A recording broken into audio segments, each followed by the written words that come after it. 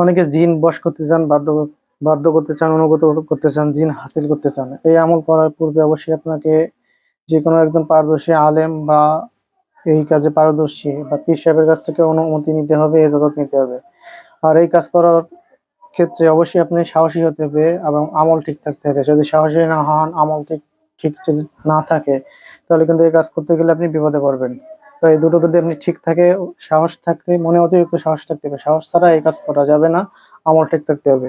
তো আমলটি হচ্ছে বৃহস্পতিবার দিবাগত রাতে এশার নামাজ বাদে একটি নির্জন ঘরে, নির্জন স্থানে, যে ঘরের মধ্যে আপনি ছাড়া আর কেউ থাকে না, এই ঘরের মধ্যে যে কিবলামুখে যায় নামাজ বিছাবেন, প্রথমে বিছিয়ে এবার যে আপনি দুরূদ শরীফ 11 বার পড়বেন। যে কোনো দুরূদ শরীফ 11 বার পড়লে হবে। পরে বিসমিল্লাহ শরীফ পড়বেন 100 বার। 100 বার পরে হাতর তালুতে ফুক ফুক দিয়ে 3টা তালি মারবেন। তালি দিয়ে এরপর সমস্ত শরীর মুছিয়ে নেবেন, আপনার নিজ শরীর বন্ধ করে নেবেন। এরপরে হচ্ছে আপনি বিসমিল্লাহ শহীদ সূরা জিনের প্রথম 5 আয়াত 7 বার পড়বেন।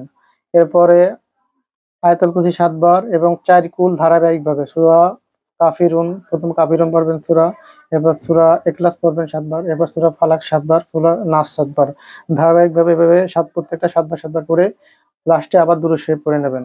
এই আমল চলাকালীন আপনি 40 দিন পর্যন্ত একাধারে ধারাবাহিকভাবে করতে হবে। যদি মাঝখানে একদিন বাদ যায়, তাহলে আমল আবার প্রথম থেকে শুরু করতে হবে, বাদ গেলে হবে না। প্রত্যেকদিন ধারাবাহিকভাবে করতে হবে। আর আমল চলাকালীন আপনি কোনো আমিষ জাতীয় খাবার, গোশ, মাছ, ডিম খেতে পারবেন না, শুধু নিরামিষ খাবেন এবং ফল ফ্রুট খেতে পারবেন।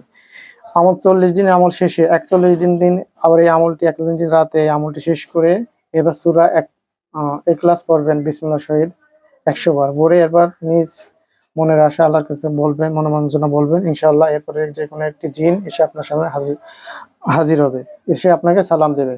তো অবশ্যই এই আমল করার আগে ইজাজত নিয়ে নেবেন। এবং আপনি যদি এই আমলের সাহস না থাকে, সাহসী না হন, ভীতু হন, বা আপনার যদি আমল ঠিক না থাকে, তাহলে কিন্তু আপনার অনেক রিস্ক হয়ে যাবে।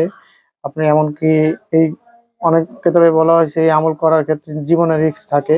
তাই নিজ দায়িত্ব করবেন। এই আমলের ইজাজত আমি দিতে পারবো না, কারণ আমি যদি ইজাজত দিয়ে দিই বা আমার কথা শুনে আপনি করেন, এর প্রতি কোনো রিস্কে পড়েন, কোনো বিপদ হয়, সেই দায়ভার আমার হয়ে যাবে। তাই দায়ভার আমি নিব না, নিজ দায়িত্বে করবেন, যাতে কারো কাছ থেকে ইজাজত নিতে পারবেন, আপনার সাহস শক্তি থাকে মনের মধ্যে। আপনি যদি এরকম আমলি লোক হন, তাহলে করতে পারেন, ইনশাল্লাহ আমলের দ্বারা অবশ্যই ফায়দা পাবেন। তো ভালো থাকবেন, সুস্থ থাকবেন। চ্যানেলটি ভালোবেসে সাবস্ক্রাইব করবেন, লাইক কমেন্ট শেয়ার করবেন। আসসালামু আলাইকুম ওয়া রাহমাতুল্লাহি ওয়া বারাকাতুহু।